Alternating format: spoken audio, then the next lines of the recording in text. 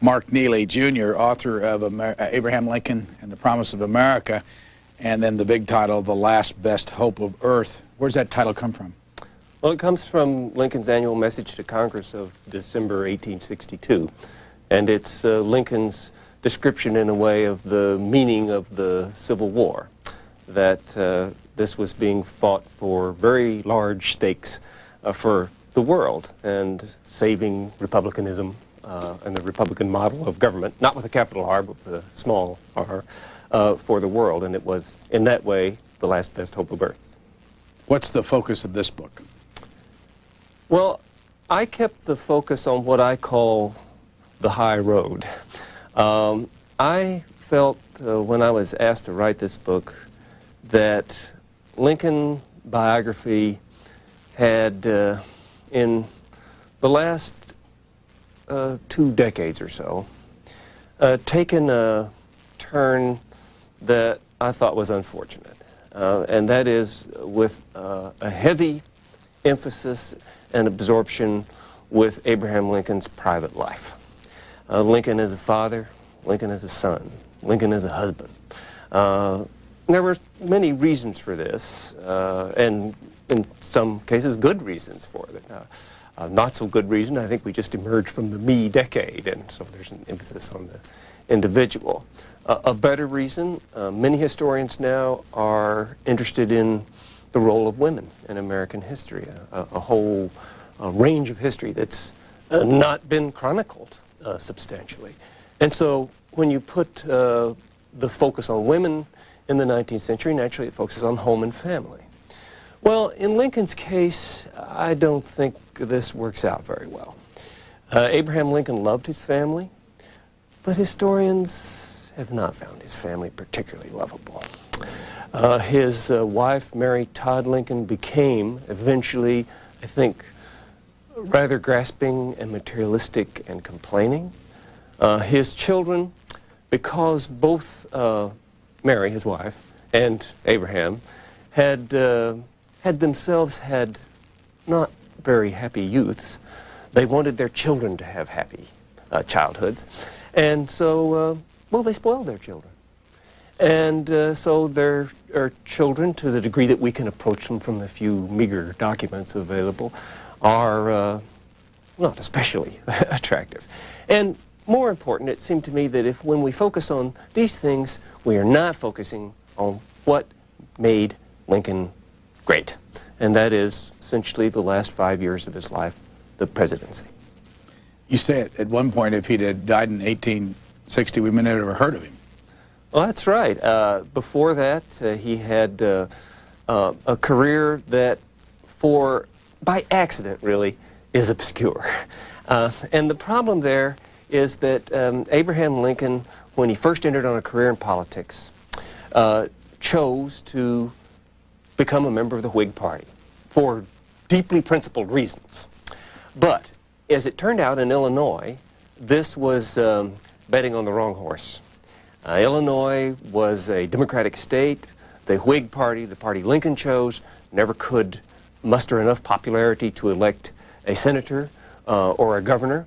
And so Lincoln had a quietly successful political career in a party that wasn't particularly successful in Illinois. One of the problems of this for biography is it has given people sometimes a notion that Abraham Lincoln was a failure before the presidency. Well, he wasn't a failure. He went as far as you could go and be a Whig in a Democratic state. What was a Whig? Well, a Whig was, first off, a person who opposed the Democrats of Andrew Jackson. But second, and probably more important, and what really drew Lincoln to the Whig Party, was the Whigs had a program for economic development of the West. And it emphasized government-built or supported canals and roads and railroads to crisscross the West with a transportation network. It emphasized substantial banks that would provide a currency, a sound circulating medium for the country. And, sort of surprising for a man born in a log cabin, it was also a party of high protective tariffs to develop manufacturing. And this party then if you take that program of the party and put it all together, transportation, commerce, banks, roads, railroads, you put it all together, and it's essentially a developer's dream. And that's what the West needed, and that's what Abraham Lincoln needed. It solved the problems of his youth. He grew up on a hard-scrabble farm, first in Kentucky and then in southern Indiana, where if there were no banks, you couldn't get a bank loan. How are you going to improve yourself if there's not enough money around, if there's not transportation to market? And these were political solutions to his biographical problems. When did you first introduce yourself to Abraham Lincoln? Well, I don't remember exactly, but I grew up in the South, in a state, in Texas, a state that seceded from the Union. And I think that the Civil War, for Southerners at least, is inescapable. And I was interested in it from an early age. But of course, Lincoln doesn't necessarily, for a Southerner, figure in the same way he does in my life now. But I went north to college. What town, by the way, were you born in? Amarillo, Texas. I went north to college, and where'd you go? Yale, at the time of the Civil Rights era. And although I remained interested in Civil War, I think you could say I enlisted my emotions on the other side. And my interest in Lincoln grew from that. What kind of family did you have?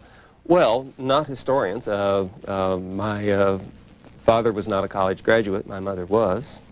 But my mother was a reader. And that made a lot of difference. What'd your dad do? My father was in the wholesale oil and gas business. And how did you get into Yale? From Amarillo to Yale? Well, I was lucky, really. It was much harder for, it was a boys' school then. It was much harder for Eastern boys to get in than Westerners. No women there? There were no women then, no. And so Yale prided itself on being a national school that drew from the whole country. And so they had essentially favoritism for people from the West in order, they could fill the whole school up with Easterners if they wanted to, but they didn't, and so it helped me get in, I'm sure. What year did you go there? I graduated in 1966. I went in 62. What course of study? I was an American Studies major, which was a sort of combination of American literature and American history. PhD? I stayed at Yale and got a PhD in history then afterwards. Master's in the middle of that, or just jumped to PhD? Just went right straight. But can you remember the first time you said, I really want to get into this Lincoln stuff? Oh, yes. It was occupational. After I left graduate school, I taught for a year. I taught at Iowa State University in Ames. And then after that, I took a job at the Lincoln Museum in northeastern Indiana, in Fort Wayne, Indiana. And there, my job was all day, every day, to answer the public's questions about Abraham Lincoln. And so I had a crash course in Lincolniana beginning there. But where was it that you said, I want to know more about this man? It was there, mainly. At Fort Wayne? Yes. But how did you, they didn't just find you at, in Iowa and say, you're the guy to run this, did they? More or less, yes. And, well, I was a historian, by trade, and interested in the field, but I had no record, really. The record I established after I went to that job. What year did you go to Fort Wayne? 1972. And why is there a Lincoln Library Research Center in Fort Wayne? It's a privately supported collection by the Lincoln National Life Insurance Company, which when it took the name Lincoln for the company, wanted to pay the Lincoln name back somehow, and eventually set up a foundation that's a library and museum of Lincolniana. How much is there? Oh, a lot. It's a very substantial library.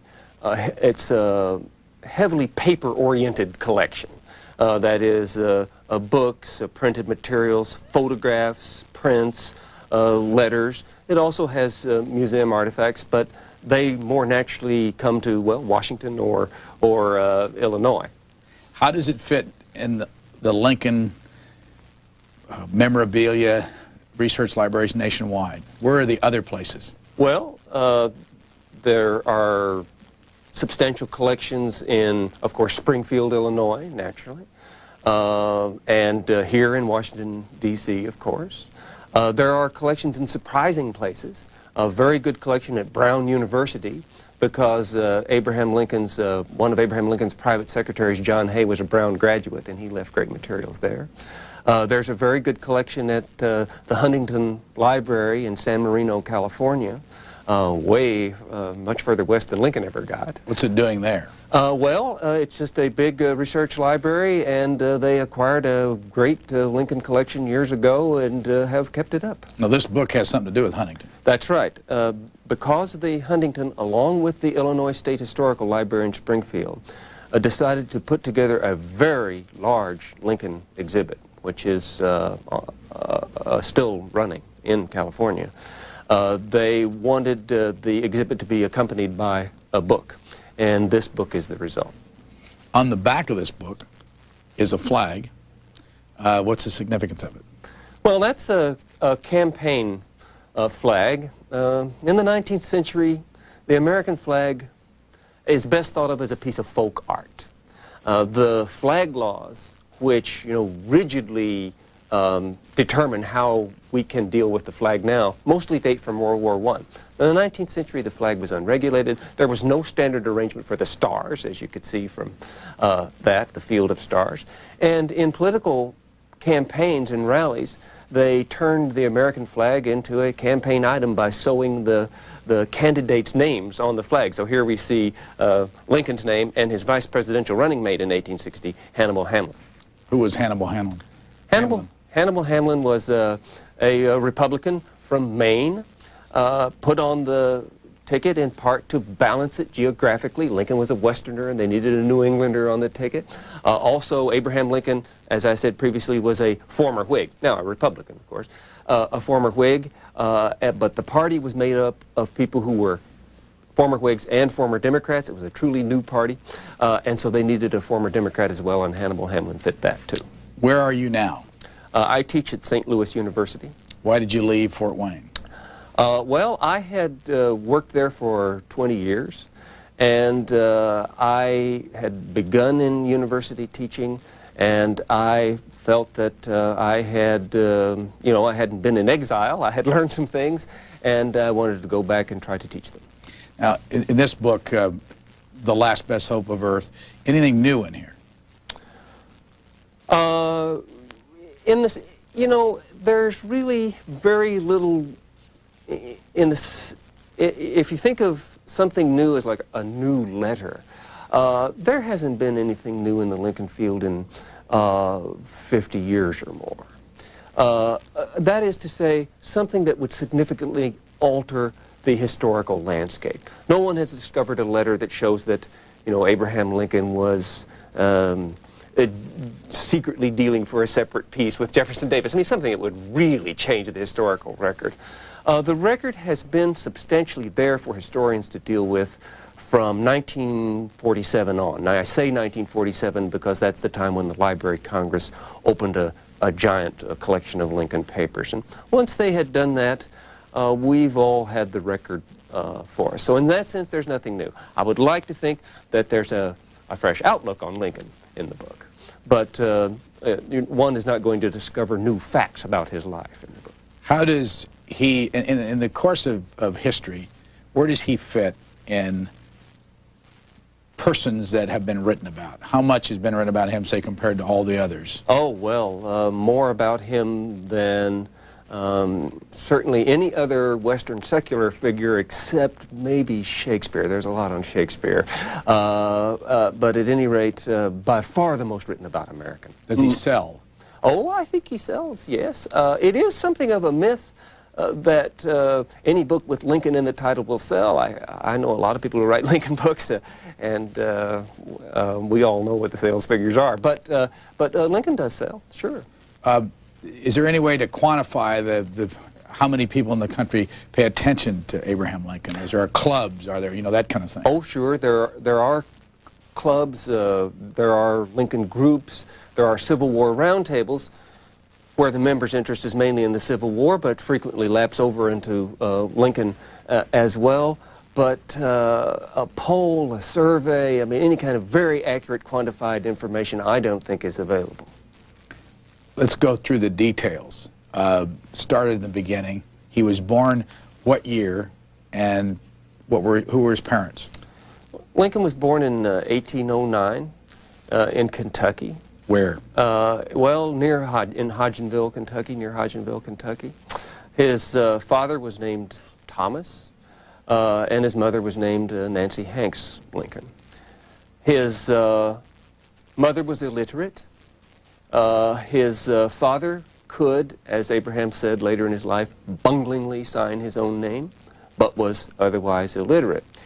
Thomas Lincoln, his father, hadn't had many opportunities in life.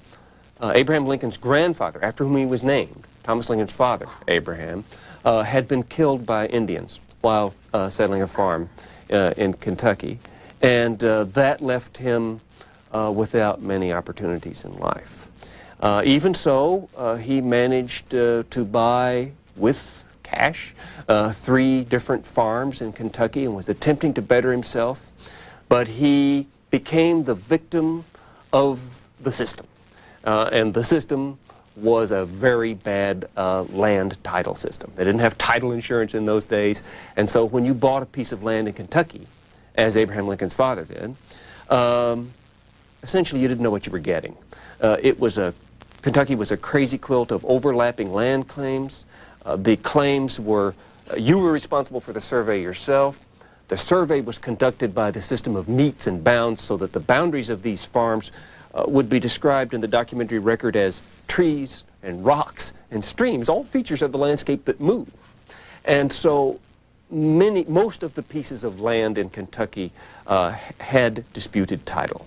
And Thomas fell victim to this, and so in disgust left with his 7-year-old son Abraham for Indiana, where the land was surveyed by the federal government, came under the Land Ordinance of 1785, laid off in neat mile-wide squares, and title was much more secure. So from the Kentucky origins, Lincoln then moved with his family to Indiana. Where in Indiana? Far southern Indiana, just across the Ohio River, essentially. At some point you say that there's not much information available about his childhood. Right.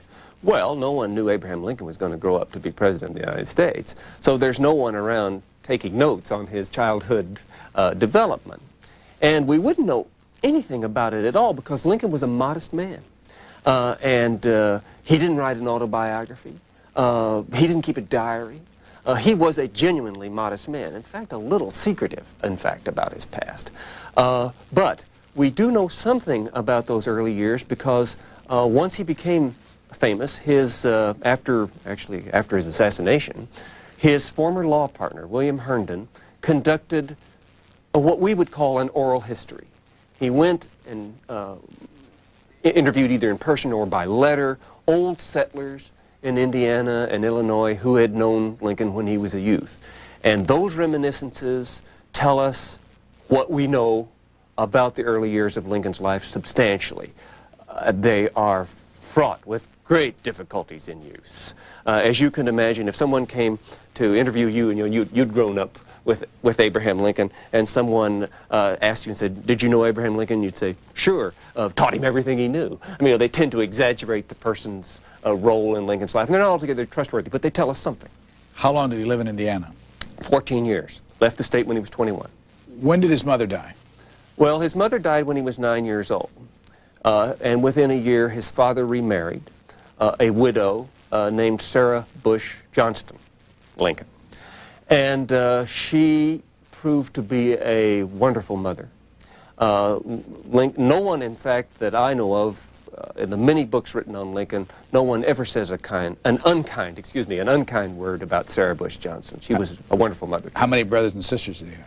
He had a younger brother who died at a very early age and an older sister who died in childbirth. So Lincoln, when he grew up in these, what we would consider pretty rough circumstances in rural Indiana, He met death at an early age, and it left him with a tragic view of life and mixed feelings about his hardscrabble past. When did he move to Illinois? In 1830. He was how old? 21. Where did they move to? Well, they moved first to Coles County, but Lincoln left. He helped his father build a cabin there, but he left his father's roof at that point. In fact, Lincoln did not get along very well with his father. We don't know why. But you have no idea. There's no evidence at all? None. Well, people can speculate. My own speculation is that Abraham Lincoln was a very ambitious boy and a very ambitious man. His father had, by the time his son knew him well, his father was beginning to lose his ambition. Those farms he'd bought in Kentucky and the sour experience there of having the title spoiled, and then moving to Indiana, and he didn't prosper there. And I think these experiences, and also to some degree maybe the people he associated with, sapped Thomas's ambition. And so by the time Lincoln had a conscious view of his father, he may have seen him as somewhat ambitionless. I don't know. That's purely speculative. But at any rate, he did not get along very well with his father and left his roof for good and went to live in New Salem. And where is New Salem? Well, New Salem is a small log cabin community, a ghost town now, of course, maintained as a park site. But it was a small log cabin community near what is near Springfield, Illinois. How did he become a lawyer? It's interesting that Lincoln became a politician before he became anything else. He opted on a political career. He ran for public office when he was 23 years old in a new state. He lost the first time, but the second time he won. And What did he run for? He ran, for the state legislature, lower house of the state legislature. And when he went to the state legislature, there he met people with bigger horizons than New Salem. And among them was John Todd Stewart, who was a prominent Whig, and he encouraged Lincoln to study law. Lincoln's prospects, you know, were not very great, and at one point he thought maybe he'd become a blacksmith. He needed some outside encouragement. He just had such meager education, only a year's formal schooling.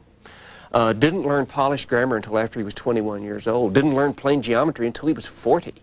And so he thought his educational background was too limited to become a lawyer, and it took some encouragement from somebody else. But Stewart encouraged him. Lincoln started reading on his own, and by 1836 he could become a lawyer. So in 1832, if my figures are right here, he's 23 years old. He ran for the Illinois House. Yes. When was he first elected? In 1834.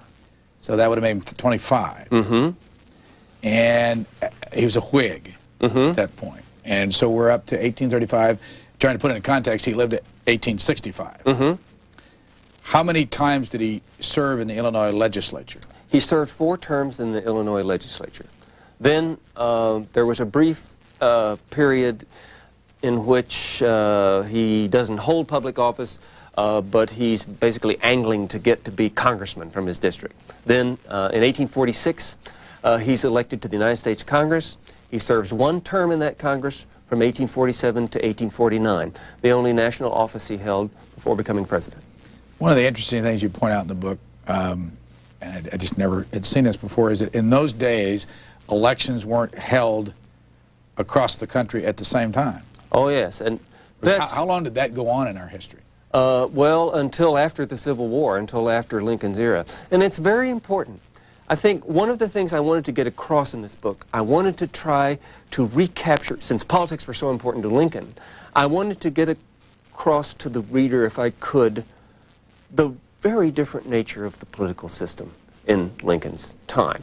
And one of the keys to it is that the elections weren't standardized in timing. Now, we know today, for example, that one of the major differences between the United States and, say, the governments of Western Europe now, the parliamentary systems that are popular there, is that we have our elections by the clock. The elections come every 4 years, the presidential election, whether we want one or not. And then there are the off-year congressional elections. But on parliamentary systems, if the government becomes unpopular and loses a vote of confidence, they hold the election then. So in a sense, they hold elections when they need them, We don't. We hold elections when they're constitutionally stipulated. Well, the trick is, for Lincoln's era, those times were not nearly so standardized. Only the presidential election came every 4 years. The states held their state elections whenever they wanted to. The result was that somewhere in the United States, at almost any time, there was an election going on. When Abraham Lincoln was president, just to focus on that, the Civil War lasted 48 months, and in 24 of those months, there was a major election in the United States. Oh, what's the result of that? Well, it meant that not only the politicians, but the people as well were constantly preoccupied, excited, agitated, interested in politics. And if you want some proof of that, a perfect proof is voter turnout. We are not content, certainly, but we are used these days to seeing in a presidential election a voter turnout that barely exceeds 50% of the eligible electorate. Lincoln, when he's elected in 1860, the voter turnout in the North is over 80% of eligible voters. And this in an era when the electoral districts were very large. It might take a day's buggy ride into the polling place, you know, I mean, a day in and out. So it took some sacrifice to vote, but people did in large numbers, and partly because the political system was very exciting. 4 times he served in the Illinois State Legislature, the House. 1 term in the U.S. House. Right. He got out in 48, would that be? 49. 49. What did he do between 1849 and 1858 when he ran for the Senate? Well, he maintained an interest in politics, though not a particularly active political career in that time. He mostly devoted himself to his law practice. Immediately after leaving Congress in 1849, he sought an appointive office from the Taylor administration, the presidency of Zachary Taylor. He thought he deserved it because he'd worked very hard for Taylor's election, but he didn't get it. It disappointed him.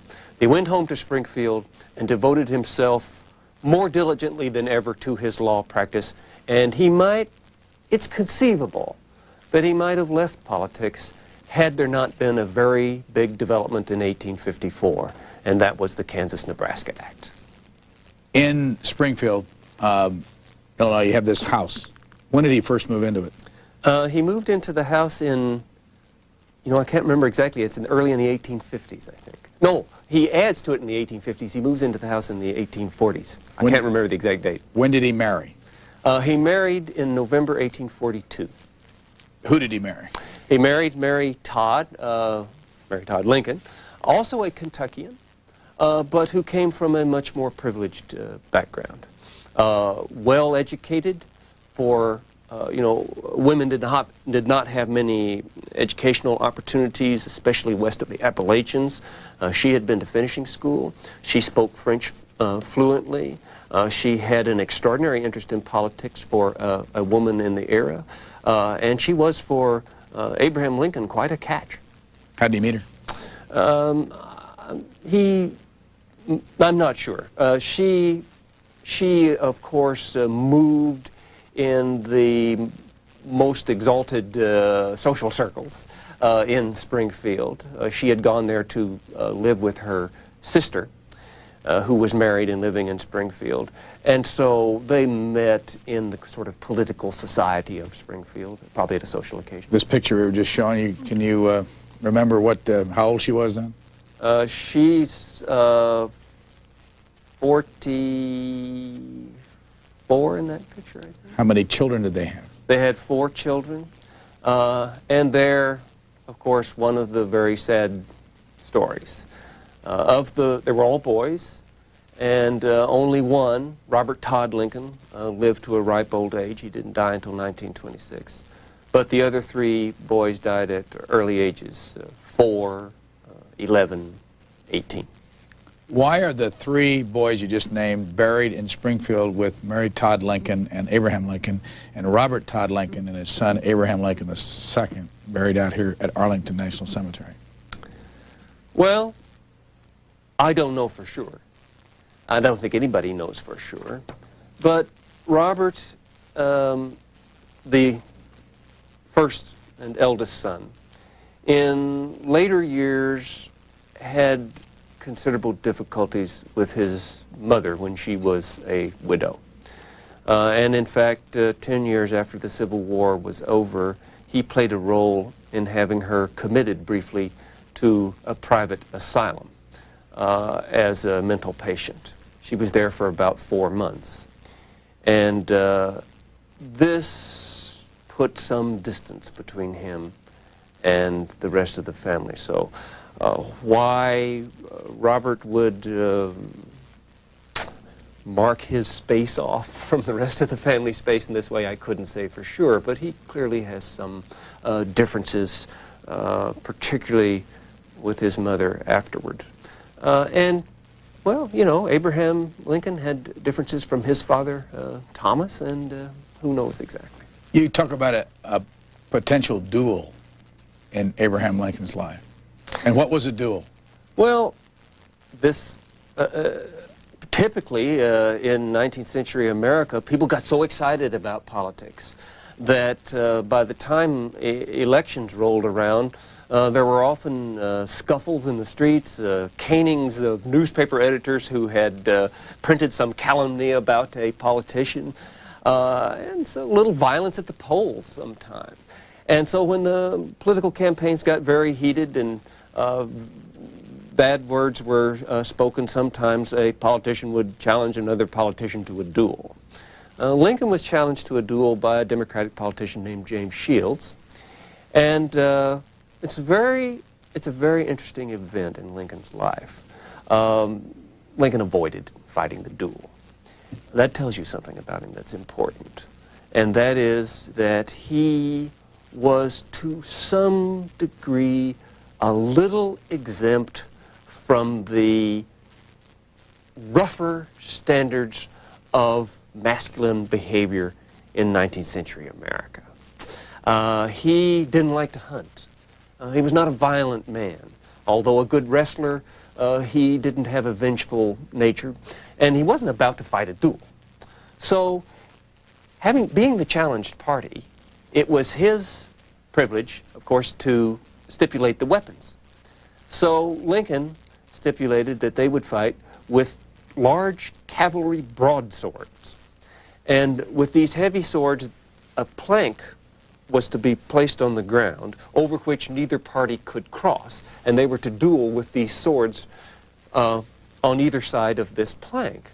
Well, the trick here is that Abraham Lincoln was 6 feet 4 inches tall and had a very long reach, and Shields was rather shorter, and so it was a completely unfair contest and ridiculous. And by setting these terms, he in a sense is making fun of the institution of dueling, and yet he goes along far enough to set the terms. Later he was ashamed of this and didn't want to talk about it. Did he drink alcohol? He did not. He was a teetotaler, but not self-righteous about it. Didn't he sell it one time? He did briefly sell alcohol in a little store in New Salem. I mean, that goes with his not being particularly self-righteous about it.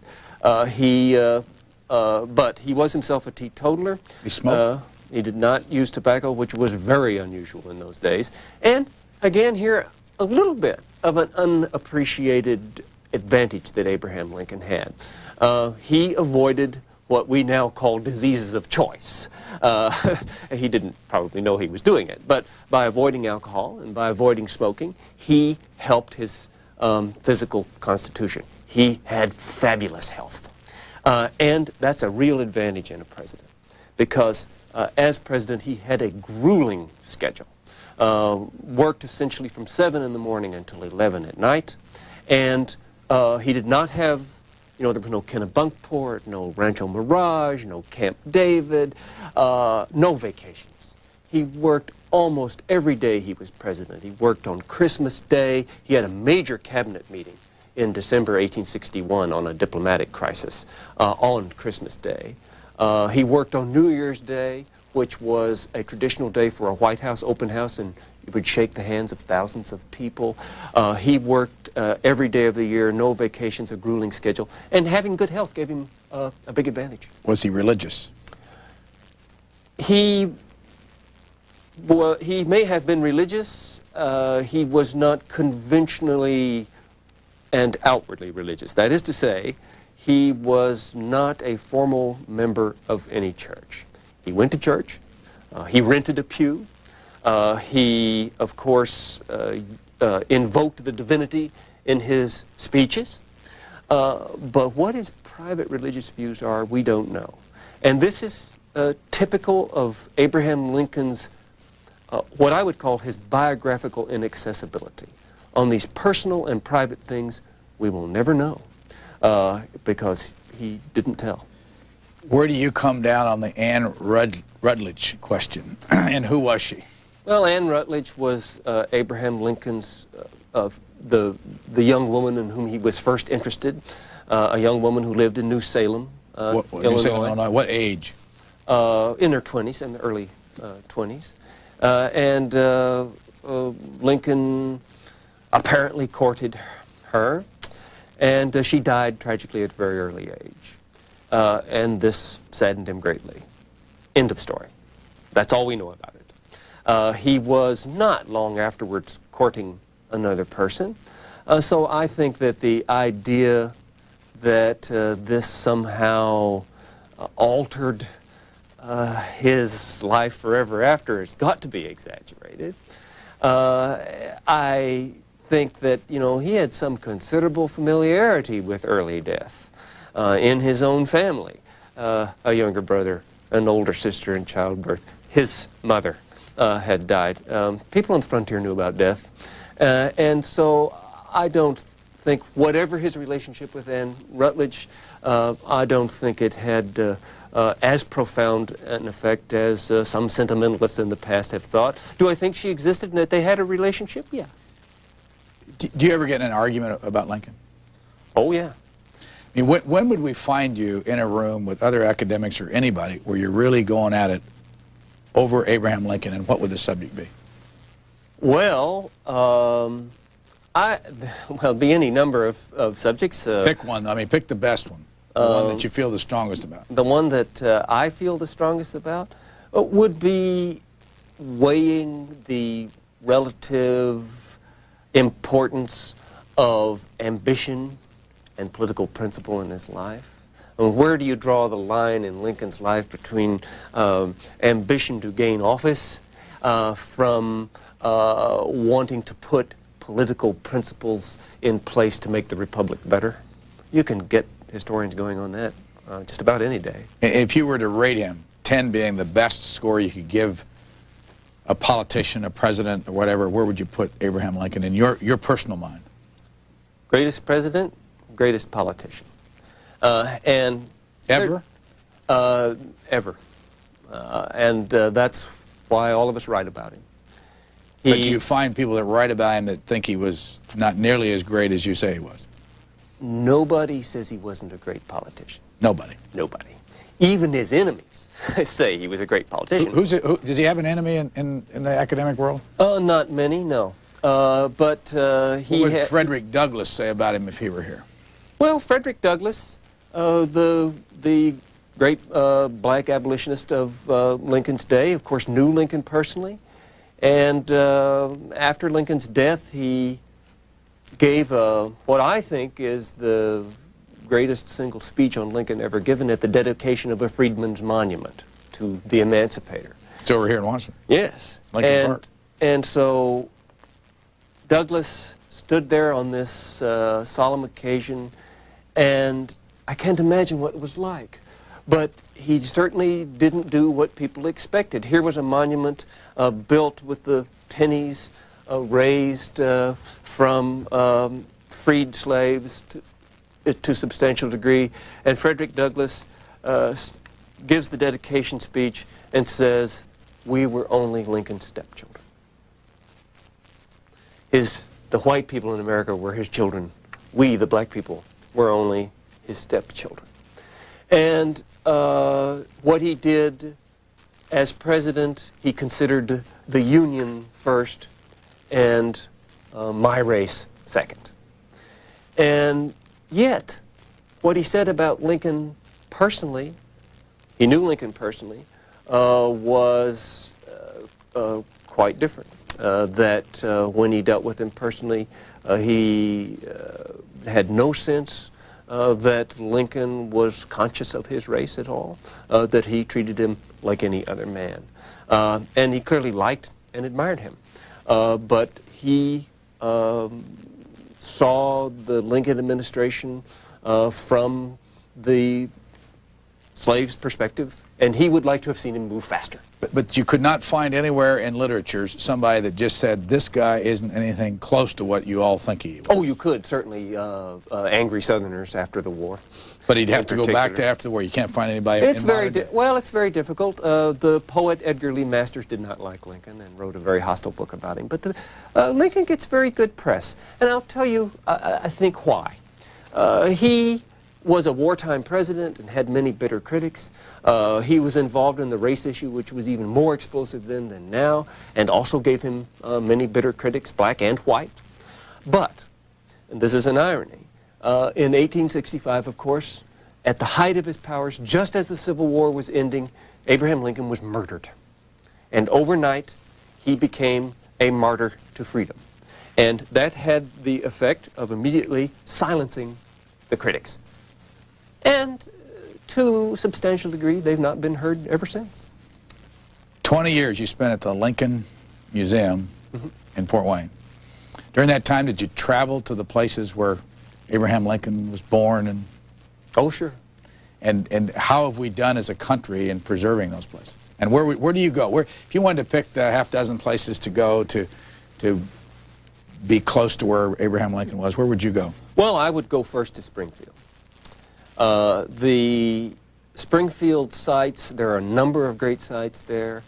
They're of substantial size. And I think you can really learn about Abraham Lincoln from going there easiest. This is his only home he ever owned is in Springfield, and you can see, when you see the Victorian taste in which this home is decorated, you'll be reminded, oh, this is a 19th century bourgeois Victorian man, which we sometimes forget, who left the log cabin behind. When you go to the state legislature, the restored state legislature, you'll say, ah, this is Lincoln's real arena here. I think it's very evocative. Also, his tomb is there, and you can see there the great veneration that came to him after his presidency and his martyrdom. What about the Kentucky sites or the Indiana sites? The Kentucky site is, I think, a little less evocative than the Indiana site. The Indiana site is still quite rural and suggestive of this almost wilderness youth that he spent. The Kentucky site houses the alleged, they call it the traditional birthplace cabin, in a large marble building that to me is not particularly evocative of growing up in Kentucky. So I think the southern Indiana site is nicely evocative. I also like New Salem. And of course, if you go to Springfield, New Salem is a brief side trip outside of town, and the restored log cabins in the woods there are wonderfully suggestive of what his life was like. You've got a lot of photos of different things in the book, and here's one of them. Who is this? That's Stephen Douglas. And what are we looking at?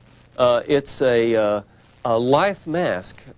Lincoln had two life masks made by a sculptor would oil the skin and then make essentially a plaster of Paris mask over the face. Of course, had to leave out the eyes and the hair.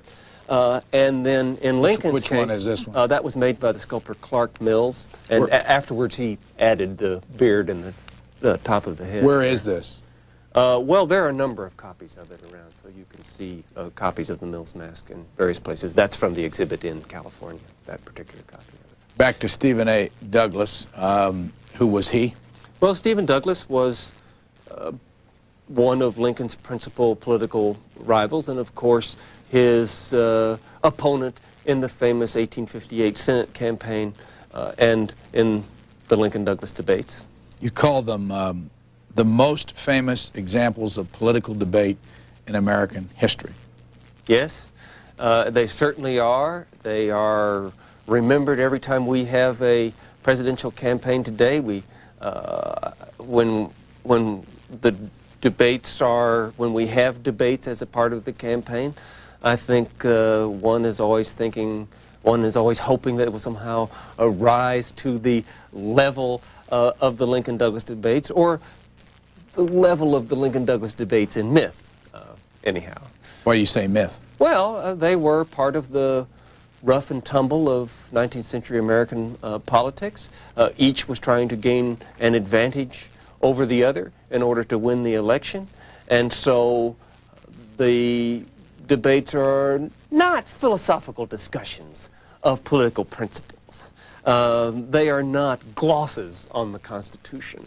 They are not systematic statements of this policy or that policy for the Republic. The debates consist of attempts to gain advantage over the adversary in the debate, and therefore they lead sometimes to distortions. And on the other hand, they are full of illuminating explanations of Democratic and Republican policies in the period. Likewise, they include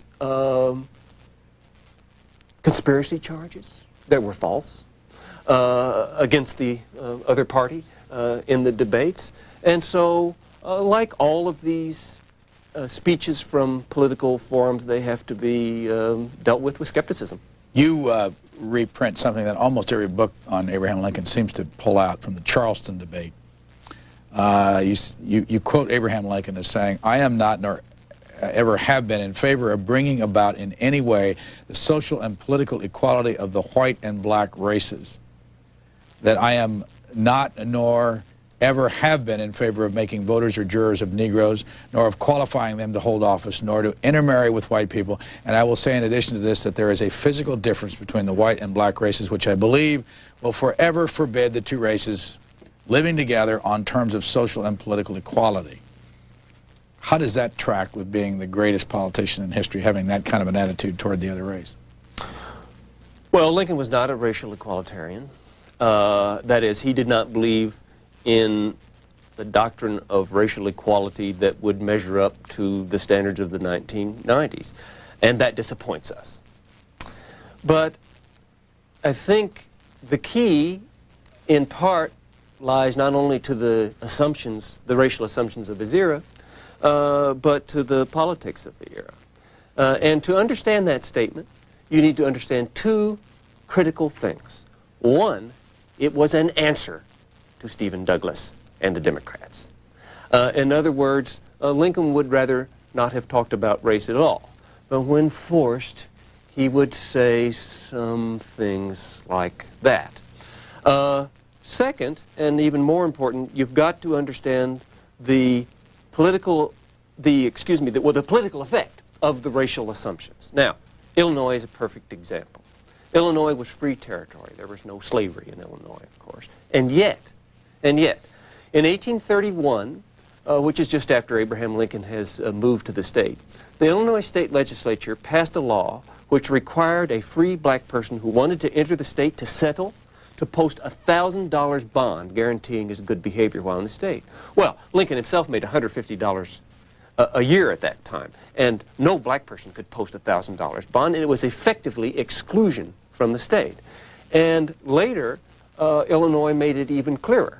In the 1848 state constitution, one article of the Constitution forbids black people to enter the state to settle, and when they submitted this Constitution to the people, they submitted the article on race separate from the body of the Constitution. So we have, in 1848, an Illinois referendum on race, and it passes by more than 2-to-1 majority.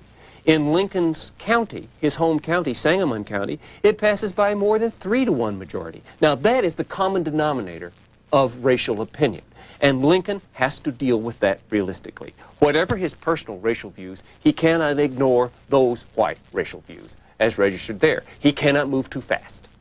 And it explains many of the things that disappoint us today For example, the quotation you just read, it explains to some degree what disappointed Frederick Douglass about Lincoln, that he didn't move a little faster towards emancipation. What about his endorsement of the idea of colonization, shipping Negroes back to Africa? Well, of course, it isn't back to Africa. They were all Americans. But What do you want to do? Well, actually, the whole scheme of colonization was completely impractical. Africa was out of the question. It was too far away and too expensive. So by the 1850s, the people who are interested in colonization, and this would be voluntary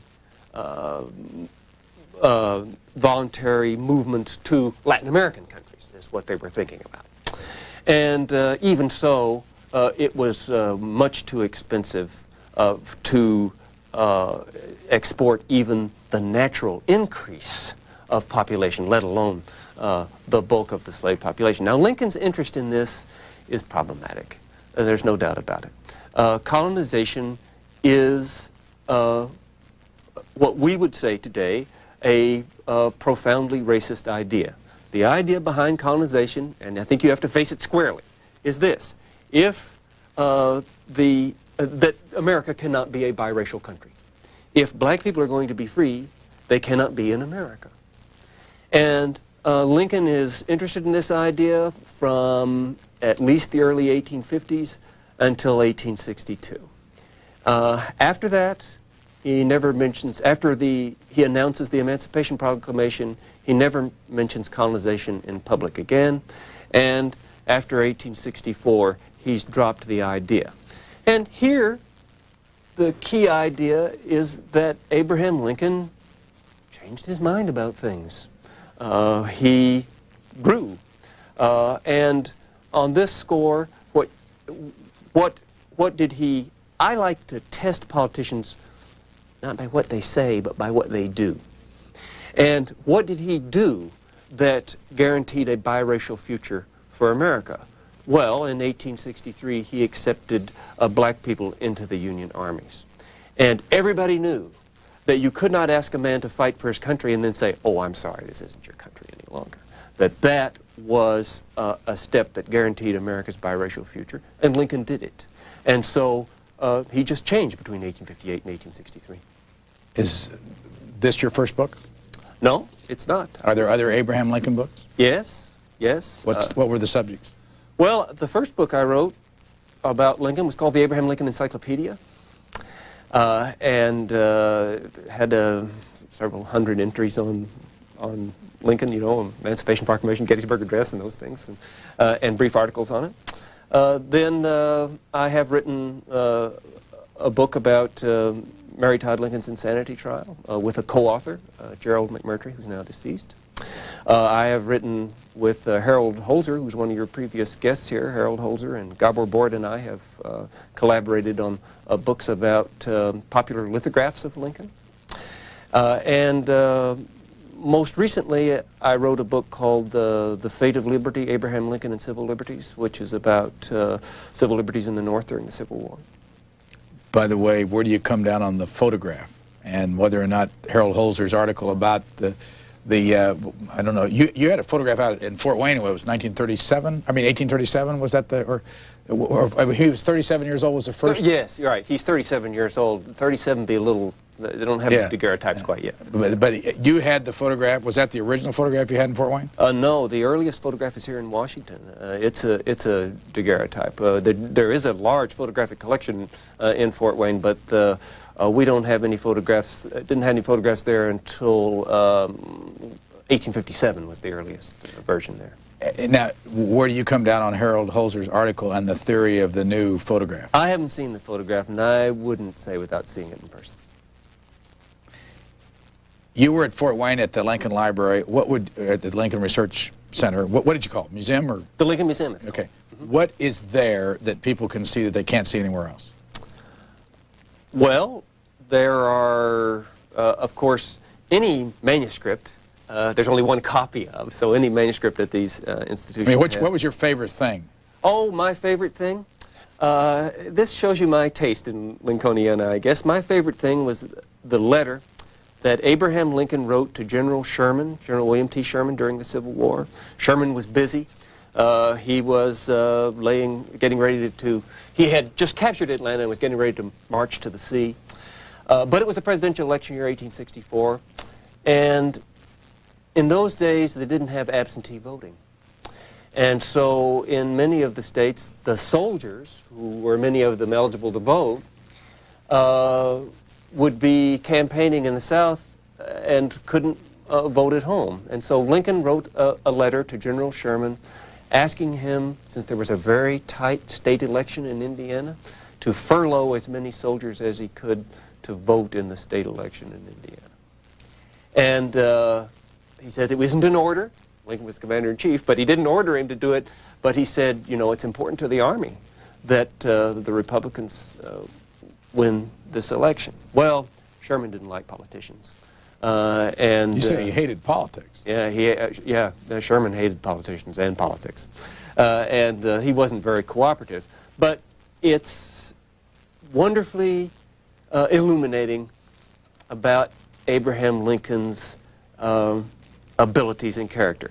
Here, he always took the high road, but he never neglected the low road. He knew all the tricks of the trade. And when he needed them, he would use them. And so this is an advantage, of course, that the president has over the opposition party. That is, he could suggest to the generals that they furlough soldiers to vote. The book is called The Last Best Hope of Earth. Mark Neely, Jr. is the author. He's at the University of St. Louis. And we thank you very much for joining us. Thank you.